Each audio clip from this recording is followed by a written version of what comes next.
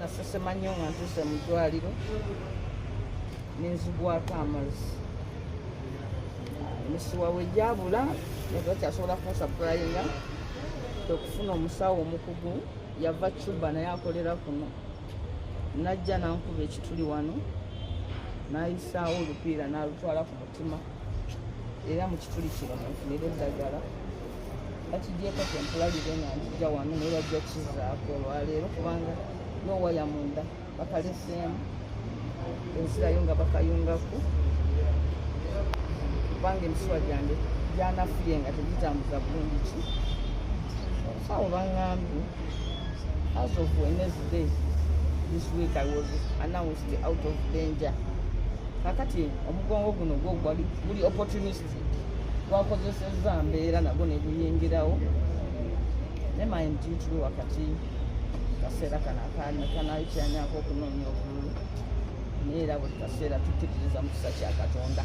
Pulezidenti wange yayogedde bulungi, ebigambo bye yayogedde bisatu byanneeze ku mutima. Ekisooka nti tulabye nnyo nti okuva independence we yabaawo buli nkyukakyuka mu Uganda bagiwandiika mu musaayi, that every change is written in blood. N'agamba nti tufube nnyo fe ab'NUP tuteekewo essuula empya ey'okuwandiika change ku ballot box. Ekyokubiri yagambye nti abantu bakkirize nti waliyo Katonda,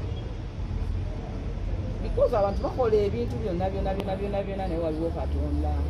Nze saagala kubagamba abasawo baŋŋambye nti bampadde butwa, naye saagala nakukyogerako kuba nze nasosema ebintu ebiddugavu byonna byesibyangako naye simanyi ntunuulira nasiiba waka sijjukira kubeerako na muntu yenaawe ebbali nenzikakka nange omubiri gulimu obuki obutwa ne buli amasannyalaze agatambuza omutima era ekyali kigenda okuddirira kwe kufuna kadi ya karost omutima okwesiga. Naye waliyo ki abantu bakola ebintu naye nga bamanyi waliyo Katonda. Ekyokusatu pulezidenti yayogedde era kyenayagadde nnyo, yagambye tulekeraawo okusitula ebifaananyi bya Kyagulanyi tuwanike bendera ya Uganda. NUP kibiina naye si kinene kusinga people power.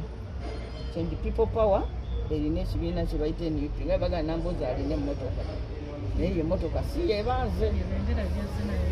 So pulezidenti yatugambye tulekeraawo okuwanika ekifaananyi kye oba NUP tuwanike bendera yaki ya Uganda tulwanirire eggwanga lyaffe.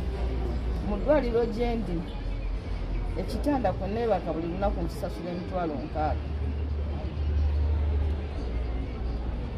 Katange yabadde omulwadde ng'ekitanda kwe yeebaka akisasula $38,000 erubaga.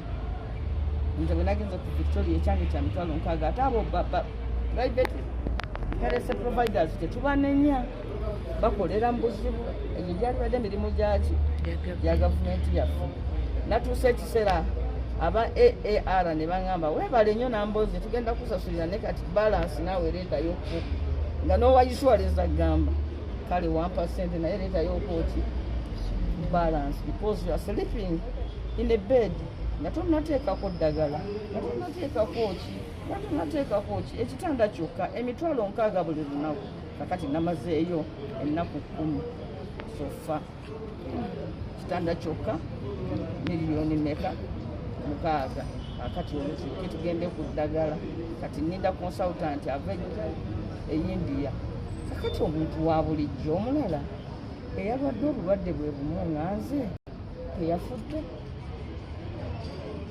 yatuuza kibanja yakoze osobola kukola ki kubanga wali nawulira bagamba mwami bakireke kamukukira ndi sign as the next of kin okukulira mugamba leta card leta insurance card. So insurance card eyo ng'erina kumala kuyingiramu wali anzijanira kati omukyalo omulala ali 56 years nga nze alina problemu yemu ye bwalwala mu Uganda akola atya.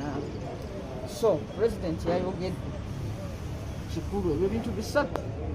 Nabadde ku kitanda nze we nawuliridde nga ngoberera ku TV tulinwa because president kyagamba ti akalulu akali protest kali colorless ka bannayuganda ffenna mawu kukyanga nvumbu Honorable Nambooze asobodde okujja naye abadde mu ddwaliro leero asobodde okujja akole vetting teyasobola kukola vetting kubanga yali mu ddwaliro Mukono municipality